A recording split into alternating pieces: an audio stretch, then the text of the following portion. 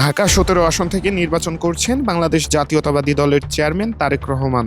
তার পক্ষে অনেকেই প্রচারণা করছেন। এবার নির্বাচনী প্রচারণায় ব্যতিক্রমী ও পরিবেশ বান্ধব উদ্যোগ নিয়েছে একজন ছাত্রদল নেতা।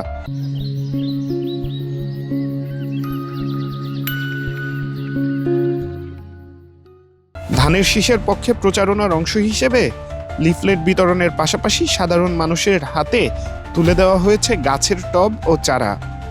ছাত্রদল কেন্দ্রীয় কমিটির সহসভাপতি এইচ.এম. আবু জাফরের নেতৃত্বে আয়োজিত এই কর্মসূচিতে তুলে ধরা হয় তারেক রহমানের দেশ গড়ার পরিকল্পনার অংশ হিসেবে আগামী ৫ বছরে ২৫ কোটি গাছ লাগানোর প্রতিশ্রুতির কথা জানানো হয় জনগণকে। এ সময় ছাত্রদল নেতা আবু জাফর বলেন, গাছ, ফুল গাছ, অন্যান্য গাছ যেগুলো অক্সিজেন উৎপাদনে অনেক বেশি কার্যকর, সেগুলো আমরা মানুষকে উদ্বুদ্ধ করার জন্য, আগামী দিনে মানুষ পরিবেশ রক্ষা এগিয়ে আসে, সেজন্য আমরা এগুলো মানুষকে দিয়েছি। পাশাপাশি আমরা ধানের শীষের প্রচারণা করেছি। ব্যতিক্রমী এই প্রচারণার ইতিবাচক সাড়া দেন এলাকাবাসী। রাজনীতির পাশাপাশি পরিবেশ রক্ষার এমন উদ্যোগকে সাধুবাদ জানান তারা। আজবার রাজ, বাংলা নিউজ, ঢাকা।